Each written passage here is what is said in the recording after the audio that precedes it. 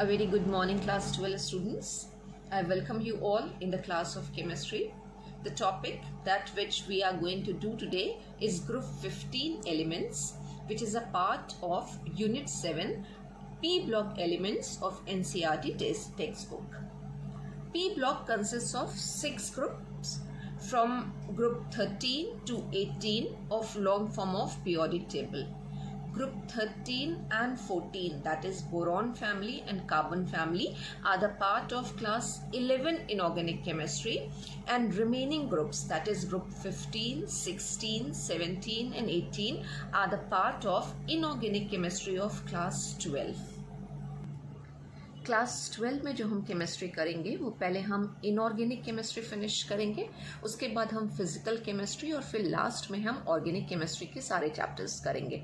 तो जो क्लास 12 की फर्स्ट टेक्स्ट बुक है उसका पहला चैप्टर सॉलिड स्टेट है, लेकिन हम स्टार्ट करेंगे पी ब्लॉक एलिमेंट से और उसमें हम सबसे पहले ग्रुप 15 को डिस्कस करेंगे। तो ग्रुप 15 के जो मेंबर्स हैं हम पहले उनको देख लें कि ग्रुप 15 के मेंबर्स कौन कौन से हैं। The first member of group 15 is nitrogen. The symbol is N. The second member is phosphorus. Then arsenic, symbol is AS. Then antimony, SB, and bismuth. The last member is radioactive, so we are not going to discuss that member. The first member is nitrogen. Due to this, group 15 is also known as nitrogen family. The quick and easy way to learn the members of this group can be through any phrase or through any poem. Like you can learn the name of the members through a phrase Nana Patekar. N is for Nana, P is for Patekar, Aishwarya, Sab, बीमार और beautiful और बिंदास। तो नाना पाटेकर, ऐश्वर्या, सब बिंदास। तो N, nitrogen, phosphorus, arsenic, antimony and bismuth. Now we will see the atomic numbers of these elements.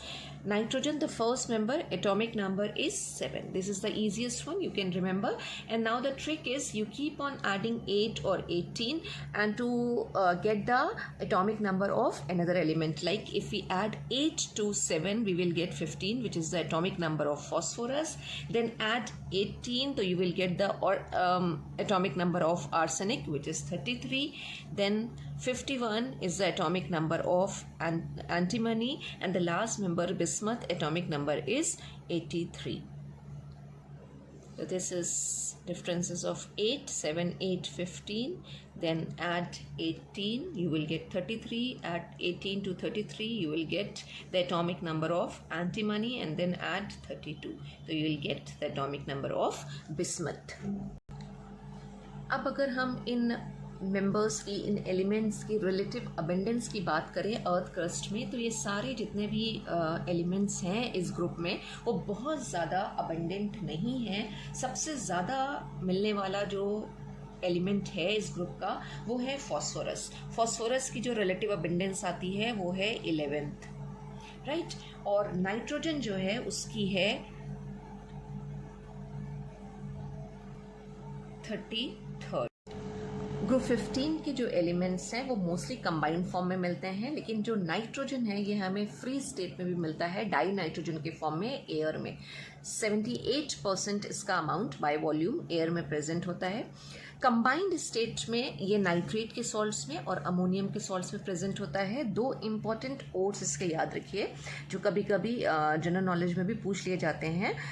पहला जो नाइट्रेट का सॉल्ट है सोडियम नाइट्रेट, जिसका कॉमन नेम है चिले सॉल्ट पेटर, और दूसरा नाइट्रेट का सॉल्ट जिसमें नाइट्रोजन प्रेजेंट है वो है Indian saltpetre, the formula is potassium nitrate. इसके अलावा जो नाइट्रोजन है वो ह्यूमन बॉडी के अंदर अमाइनो एसिड्स के फॉर्म में, प्रोटीन्स के फॉर्म में और न्यूक्लिक एसिड्स के फॉर्म में भी मिलता है। फॉस्फोरस कंबाइंड स्टेट में मिलेगा। इसके अलावा आर्सेनिक, एंटीमनी और बिस्मथ के भी सल्फाइड या फिर ऑक्साइड ओट्स मिलते हैं। अब हम देखते हैं इसका सबसे पहला एटॉमिक प्रॉपर्टी जो है इसका इलेक्ट्रॉनिक कॉन्फ़िगरेशन। नाइट्रोजन के अगर हम इलेक्ट्रॉनिक कॉन्फ़िगरेशन की बात करें तो एटॉमिक नंबर है 7, कॉन्फ़िगरेशन आएगा 1s2, 2s2 and 2p3। Same way अगर हम फॉस्फोरस की बात करें जिसका एटॉमिक नंबर है 15, तो अगर हम इसका कॉन्फ़िगरेशन लिख रहे हैं और 10 इलेक्ट्रॉन्स अगर हम निकाल दें नियॉन का कॉन्फ़िगरेशन, तो बाकी के जो 5 इलेक्ट्रॉन्स हैं उसमें से 2 इलेक्ट्रॉन जाएंगे 3s में और बाकी के जो 3 इलेक्ट्रॉन्स हैं वो जाएंगे 3p में। सेम वे अगर हम आर्सेनिक की बात करें, आर्सेनिक एटॉमिक नंबर 33 है और इसमें अगर हम 18 इलेक्ट्रॉन्स निकाल दें आर्गन के, तो जो रिमेनिंग इलेक्ट्रॉन्स हैं वो हैं 3d10 में और 4s2 देन अगेन 4p3।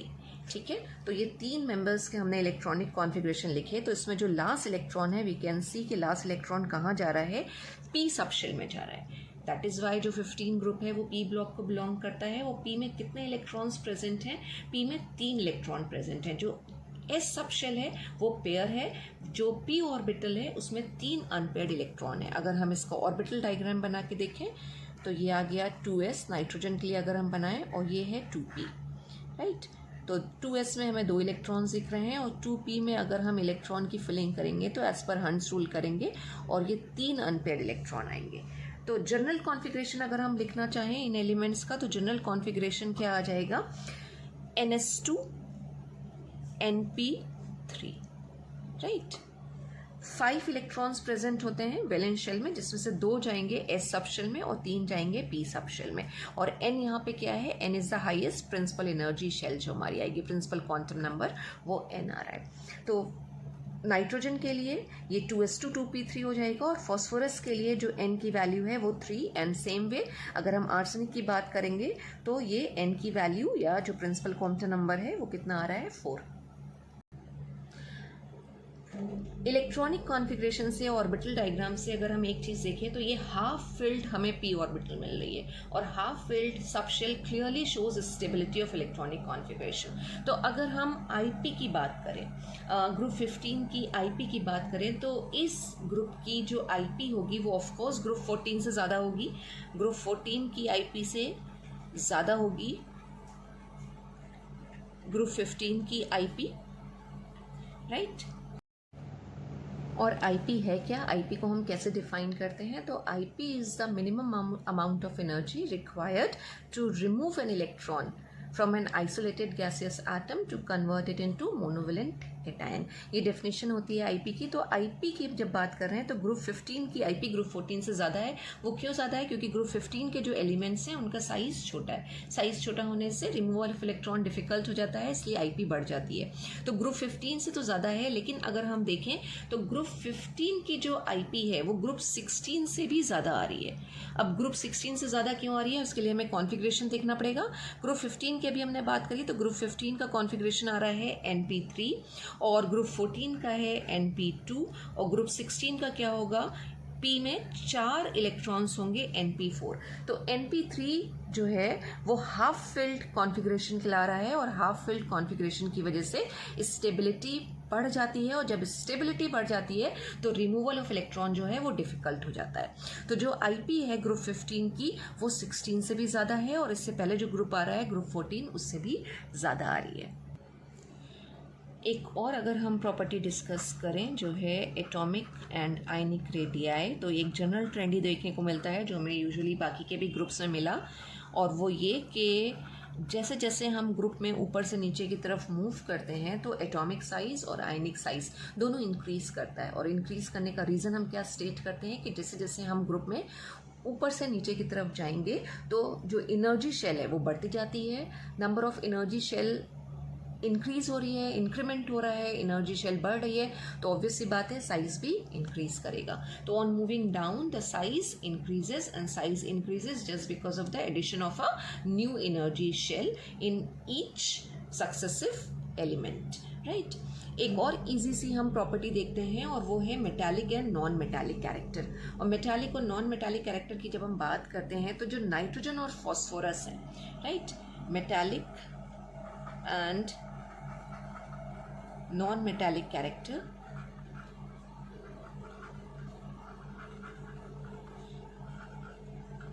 इसमें जो फर्स्ट 2 एलिमेंट्स हैं यानी कि नाइट्रोजन एंड फॉस्फोरस ये नॉन मेटल्स हैं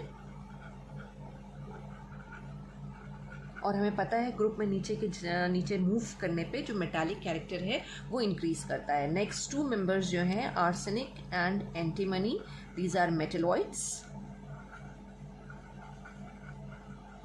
और जो बिस्मथ है, बिस्मथ इज अ मेटल, ये मेटल। तो ऑन मूविंग डाउन जो मेटालिक कैरेक्टर है वो इंक्रीज कर रहा है और जो नॉन मेटालिक कैरेक्टर है वो डिक्रीज कर रहा है। और इसका रीज़न क्या होता है? इसका रीज़न यही है कि जैसे जैसे हम नीचे की तरफ जाएंगे तो जो आईपी है वो डिक्रीज करती है, और आईपी के डिक्रीज करने से इलेक्ट्रॉन का रिमूवल आसान होता है और मेटालिक कैरेक्टर इंक्रीज करता जाता है। तो first 2 members are non metals, whereas arsenic and antimony are considered as metalloids and bismuth is a pure metal, right. Last हम आज की क्लास के लिए प्रॉपर्टी देखेंगे और वो है electronegativity.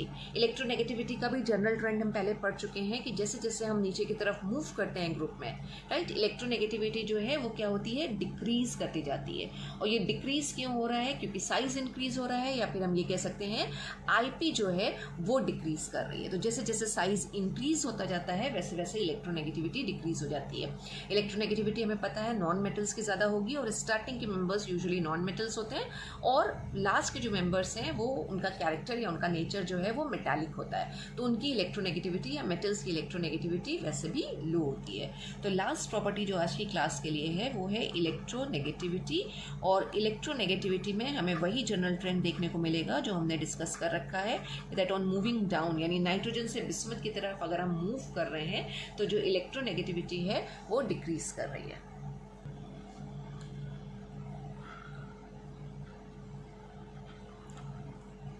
Electronegativity decreases from nitrogen to bismuth, right?